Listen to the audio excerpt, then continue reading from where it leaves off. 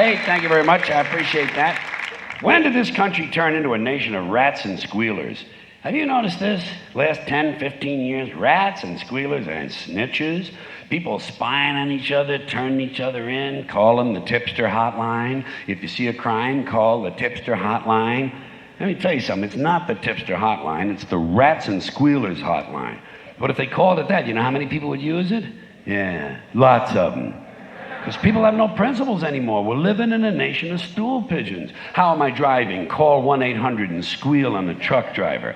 Sounds like a small thing, but it's not. It's an open invitation to be a rat. And that's what people are turning into. They cooperate with prosecutors, for Christ's sakes. Prosecutors, the worst kind of dishonest swine ever to crawl out of the devil's asshole. Just the worst fucking humans. And people make deals with them. They plea bargain. They betray their friends just to stay out of jail. And that's what happened to those poor guys in the mafia. They sold each other out. Shit, when I was a kid, we looked up to the mafia. We admired and respected those guys because they had a code of silence. No one talked, ever. Now they squeal on each other, make a book deal, buy a fake mustache, and move to Pocatello, Idaho. You know something? They deserve fucking Pocatello, Idaho. And speaking of places where people blow cows, let me ask you a question. I got a question. You remember those militia assholes? You remember those patriotic nitwits said they didn't recognize the authority of the federal government? They had a flag with a serpent on it, said, "Don't tread on me." Well, the flag should have said, "Don't squeal on me," because first chance they got, two of them testified for the government against their friends just to stay out of jail. Never mind the serpent. You know what that flag should have had on it? A rat. A nice big brown diseased sewer rat fucking the serpent in the ass. And both of them wearing camouflage fatigues. We got no heroes anymore in this country. There's no heroes. Timothy Leary turned in people to the FBI. Elvis Presley was a snitch for the DEA. The only hero I've seen recently was Susan McDougal. She told Ken Starr to go get fucked, and she went to jail for 2 years for it. That's what I call being a hero. And by the way, Clinton must have thrown her a pretty good hump to get loyalty like that, don't you think so? Huh? Good for her. Good for her. And good for him. I'm glad he got away with everything he got away with.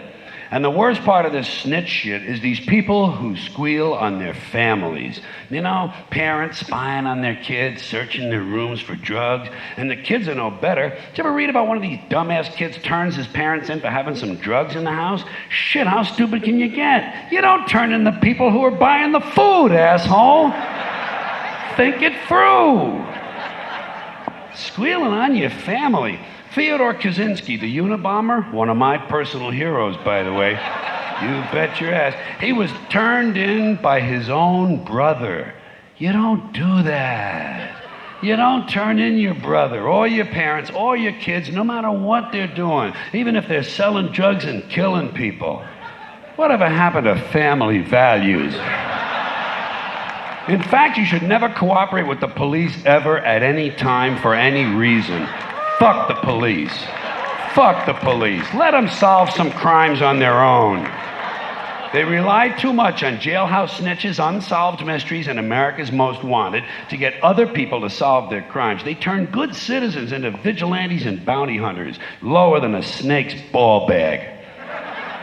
The mafia knew how to handle squealers in the old days. When I was a kid, there was a famous bank robber by the name of Willie Sutton. Everybody loved Willie. He was running from the police, you know, and one day he was riding the subway in New York City, and a private citizen, some civic-minded prick named Arnold Schuster, spotted Willie and turned him into the police. But Albert Anastasia, a mafia boss, read about it in the newspapers, and he had Arnold Schuster killed, which is just what the yellow rat motherfucker deserved. You don't help them. And above all, don't plea bargain by turning in a friend. Tell you what, some of you religious people out here, you religious folks, on Judgment Day, when you see God, ask him if you can plea bargain. Ask him if you turn in your family, will he let you into heaven? You know what he'll say? He'll say, go to hell. He'll say, go to hell, you fucking squealing prick. Because even God hates a rat. You know what Jesus should have done? He should have beat the shit out of Judas. Just grabbed him by the beard and beat the shit out of him. Right in front of the other apostles. Make an example out of him. You fucking squealing prick, Judas, you cocksucker. You realize I could turn you into a fucking pillar of salt if I want? Turn you into a fucking monkey. How I can be a fucking monkey? Where's the money? Where's the fucking $30? Give me the $30. I'm fucking buying beer for the rest of these guys because they didn't fucking rat on me, you prick. But he didn't do that. He didn't do that. You know why?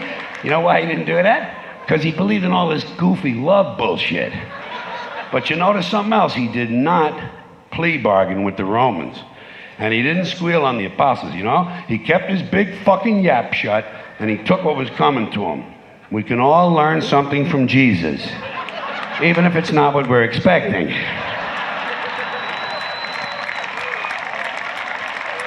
Thank you. I appreciate that, folks.